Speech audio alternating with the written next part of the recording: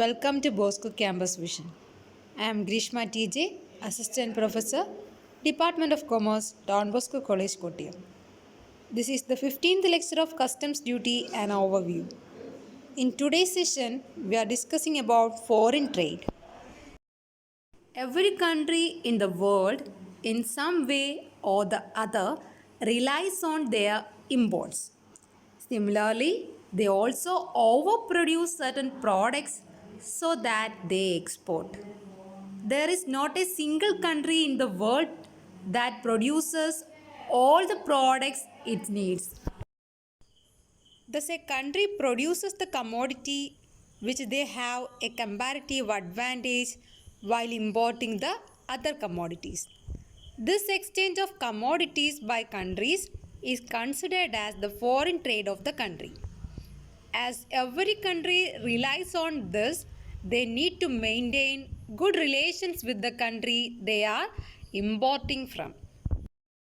ലോകത്തിലെ ഓരോ രാജ്യവും ഏതെങ്കിലും അല്ലെങ്കിൽ മറ്റൊന്ന് അവരുടെ ഇമ്പോർട്ടിനെ ആശ്രയിച്ചിരിക്കും. അവർ കയറ്റുമതി ചെയ്യുന്ന പ്രോഡക്ട്സ് ഓവറായിട്ട് പ്രൊഡ്യൂസ് ചെയ്യുകയും ചെയ്യും. ആവശ്യമായ എല്ലാ ഉൽപ്പന്നങ്ങളും പ്രൊഡ്യൂസ് ചെയ്യുന്ന ഒരു രാജ്യം ലോകത്ത് ഇല്ല. എല്ലാ പ്രോഡക്ട്സും സ്വന്തം കൺട്രിയിൽ തന്നെ ഉൽപ്പാദിപ്പിക്കുന്നതായിട്ടുള്ള ഒരു രാജ്യവും ഇല്ല. അങ്ങനെ ഒരു രാജ്യം ഇമ്പോർട്ട് ചെയ്യുമ്പോൾ അവർക്ക് താരതമ്യേന മെച്ചമായിട്ടുള്ള കമ്മോഡിറ്റീസാണ് അവരെന്ത് ചെയ്യുന്നത്, ഇമ്പോർട്ട് ചെയ്യാൻ ശ്രമിക്കുന്നത്. അങ്ങനെയുള്ള കൺട്രീസ് തമ്മിലുള്ള കമ്മോഡിറ്റി എക്സ്ചേഞ്ചിനെയാണ് ഫോറിൻ ട്രേഡ് എന്ന് പറയുന്നത്. അതുകൊണ്ട് തന്നെ ഇമ്പോർട്ട് ചെയ്യുന്ന കൺട്രിയുമായിട്ട് നല്ലൊരു റിലേഷൻ മെയിൻറ്റെയിൻ ചെയ്യേണ്ടത് എല്ലാ കൺട്രിയുടെയും ആവശ്യകതയാണ്. There is always a relative difference in certain products of a country. So, this gap is filled by importing the product from other countries. Mostly, this gap is seen in the field like technology, taste, etc. നമ്മുടെ കൺട്രിയിൽ produce ചെയ്യാൻ പറ്റാത്ത സാധനങ്ങൾ നമ്മൾ എന്ത് ചെയ്യാറുണ്ട്, import ചെയ്യാറുണ്ട്. അത് മറ്റുള്ള കൺട്രിയിൽ നിന്നും ഇമ്പോർട്ട് ചെയ്യുമ്പോൾ മാത്രമേ നമുക്കത് കംപ്ലീറ്റ് ആവുകയുള്ളൂ. അങ്ങനെ ഗ്യാപ്പ് ഫില്ല് ചെയ്യാൻ വേണ്ടി മറ്റുള്ള കൺട്രീസിൽ നിന്നും ആ പ്രോഡക്റ്റ് നമ്മൾ എന്ത് ചെയ്യും, നമ്മുടെ കൺട്രിയിലേക്ക് ഇമ്പോർട്ട് ചെയ്യും. മോസ്റ്റ്ലി അങ്ങനെ ഒരു ഗ്യാപ്പ് കാണുന്നത് ടെക്നോളജിയിലും ടേസ്റ്റിലുമൊക്കെയാണ്. Then in India there is a noticeable difference due to foreign trade. Thus, some of the features of foreign trade in India are as follows. Features of foreign trades: negative trade, changing imports, diversity in exports, trading through selected ports, trade during maritime, worldwide trade, place of India in overseas trade. First feature is negative trade. There are various items like agricultural implements, heavy machinery, metals, mineral oils, etc. India has to import these items from other countries on a huge scale. Meanwhile, the exports by India could not keep up the pace. Thus, it left us with unfavorable and negative trade. നമ്മുടെ country മറ്റുള്ള കൺട്രീസിൽ നിന്നും import ചെയ്യുന്ന item എന്ന് പറയുന്നത് agricultural implements, heavy machineries, metals, mineral oils, ഇതൊക്കെ huge സ്കെയിലാണ് നമ്മുടെ കൺട്രിയിലേക്ക് import ചെയ്യുന്നത്. അതുകൊണ്ട് തന്നെ ഇന്ത്യയിൽ അതുപോലെ എക്സ്പോർട്ട് ഇല്ല എങ്കിൽ ഒരു അൺഫേവറബിൾ അല്ലെങ്കിൽ നെഗറ്റീവ് ട്രേഡിനത് കാരണമാകുന്നു. Next one is changing imports. A few years ago, India used to import manufactured goods and food grains only.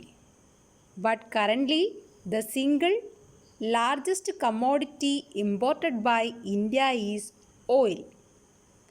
Furthermore, the imports and exports of precious stones and pearls have increased. Also, the other commodities imported are fertilizers, paper, iron and steel and edible oils. കുറച്ച് വർഷങ്ങൾക്ക് മുമ്പ് വരെ ഇന്ത്യയിൽ import ചെയ്തിരുന്നത് manufactured ഗുഡ്സും food ഗ്രെയിൻസും മാത്രമായിരുന്നു. പക്ഷേ ഇപ്പോൾ അങ്ങനെയല്ല. the single largest commodity imported by India is only oil. ഇപ്പോൾ ഓയിൽ മാത്രമേ ഏറ്റവും കൂടുതലായിട്ട് ഇന്ത്യയിലേക്ക് ഇറക്കുമതി ചെയ്യുന്നുള്ളൂ. കൂടാതെ ഇമ്പോർട്ട് ചെയ്യുന്നതും എക്സ്പോർട്ട് ചെയ്യുന്നതും ആയിട്ടുള്ള പ്രഷ്യസ് സ്റ്റോൺസ്, പേൾസ് അതൊക്കെ ഇൻക്രീസ് ചെയ്തിട്ടുണ്ട്. വേറെ ഇമ്പോർട്ട് ചെയ്യുന്ന അതർ കമ്മോഡിറ്റീസ് എന്ന് പറയുന്നത് fertilisers, papers, iron and steel and oils. Next one is diversity in exports. In earlier times, India used it to transport commodities like jute, tea, cotton textiles, etc. But now you can notice diversity among the Indian exports. Also, Indian exports more than 7,000 commodities currently. Furthermore, after 1991, India has been seen as a major exporter of computer software. Also, this exported to some of the advanced countries like Japan and the USA. മുൻകാലങ്ങളിൽ India transport ചെയ്തിരുന്ന commodities എന്ന് പറയുന്നത് jute, tea, cotton textiles ഒക്കെ മാത്രമായിരുന്നു. പക്ഷേ ഇപ്പോൾ നമുക്ക് കാണാൻ സാധിക്കും diversity in among Indian exports. Indian എക്സ്പോർട്ടിൽ ഡൈവേഴ്സിറ്റി ഉണ്ട്. ഒന്നും രണ്ടും കാര്യങ്ങൾ മാത്രമല്ല ഇന്ത്യ ഇപ്പോൾ എക്സ്പോർട്ട് ചെയ്യുന്നത്.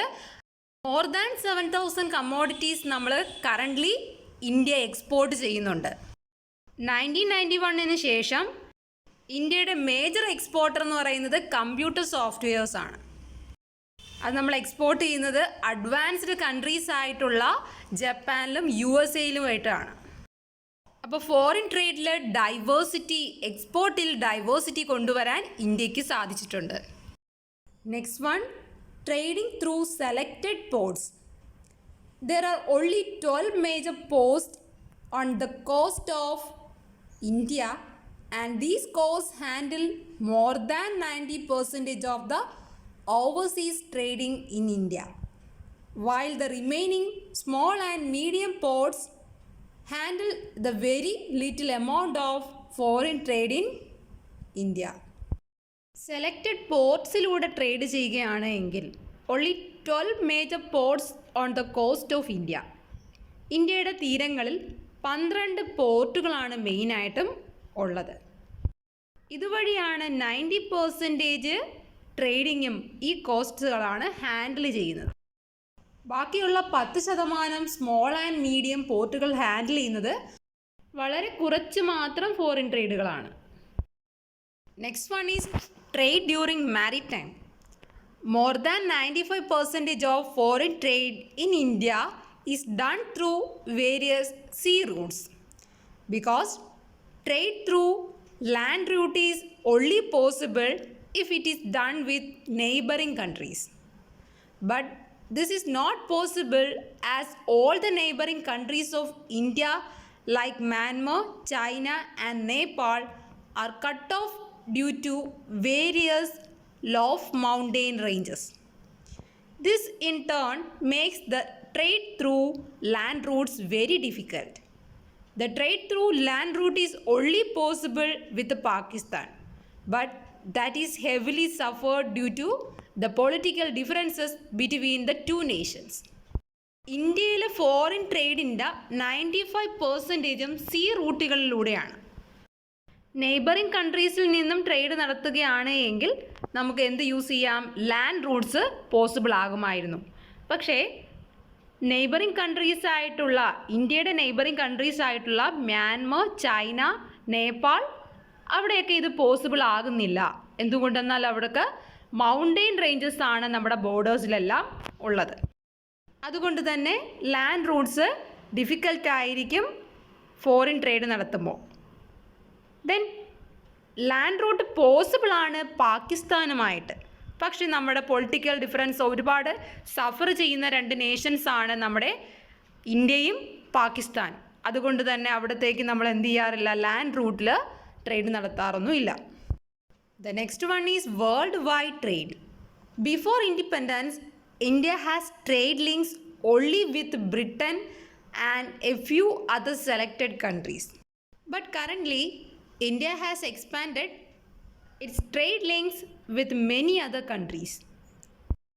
ഇൻഡിപെൻഡൻസിന് മുൻപ് ഇന്ത്യയുടെ ട്രേഡ് ലിങ്ക് ഒള്ളി ബ്രിട്ടനും അതുപോലെ സെലക്റ്റഡ് ആയിട്ടുള്ള ഫ്യൂ കൺട്രീസുമായിട്ട് മാത്രമേ ഇന്ത്യക്ക് ട്രേഡ് ലിങ്ക്സ് ഉണ്ടായിരുന്നുള്ളൂ. പക്ഷേ കറൻ്റ്ലി ഇന്ത്യ എക്സ്പാൻഡ് ചെയ്തിട്ടുണ്ട്. അവരുടെ ട്രേഡ് ലിങ്ക് ഒരുപാട് കൺട്രീസുമായിട്ട് എക്സ്പാൻഡ് ചെയ്തിട്ടുണ്ട്. It has trade relations with almost all the region in the world. Also India exports to more than 190 countries in the world while imports from more than 140 countries. ഇന്ത്യയുടെ trade relations എന്ന് പറയുന്നത് ഇന്ത്യയിൽ ആകമാനമുണ്ട്. ഇന്ത്യയുടെ export എന്ന് പറയുന്നത് 190 രാജ്യങ്ങളിലേക്കും ഇന്ത്യയിലേക്ക് import ചെയ്യുന്നത് 140 രാജ്യങ്ങളിൽ നിന്നുമാണ്. Then the last feature is place of India in the overseas trade. The population of India accounts for more than 16% of the global population. But the share of India in overseas trade is less than 1%. Thus, it reflects on the fact that the position of India in overseas trade is insignificant. But this can be accounted due to large internal trade and vast dimensions of the country.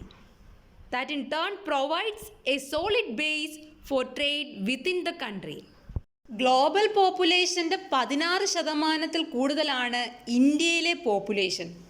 പക്ഷേ ഇന്ത്യയുടെ overseas ട്രേഡിൻ്റെ share എന്ന് പറയുന്നത് 1% താഴെയുമാണ്. മൊത്ത പോപ്പുലേഷൻ്റെ 16% കൂടുതൽ ഇന്ത്യയിൽ population ഉണ്ട് എങ്കിലും ഇന്ത്യയിൽ നിന്ന് ഒരു എക്സ്പോർട്ടോ ഒരു ഇമ്പോർട്ടോ കോൺട്രിബ്യൂട്ട് ചെയ്യുന്നത് 1% താഴെയുമാണ്. അത് റിഫ്ലക്റ്റ് ചെയ്യുന്നത് ഇന്ത്യൻ ഓവർസീസ് ട്രേഡ് എന്ന് പറയുന്നത് ഇൻസിഗ്നിഫിക്കൻ്റ് ആണ് എന്നുള്ളതാണ്. ഇന്ത്യയുടെ ഇൻറ്റേർണൽ ട്രേഡ് എന്ന് പറയുന്നത് വളരെ വാസ്റ്റ് ഡയമെൻഷൻ ഉള്ളതാണ്. അതുകൊണ്ട് തന്നെ അത് പറയുന്നത് വിത്തിൻ ദ കൺട്രിയിലുള്ള ട്രേഡ് എന്ന് പറയുന്നത് അടിസ്ഥാനപരമാണ്. These are the features of foreign trade. Okay, that's all for today's session. Thank you for listening.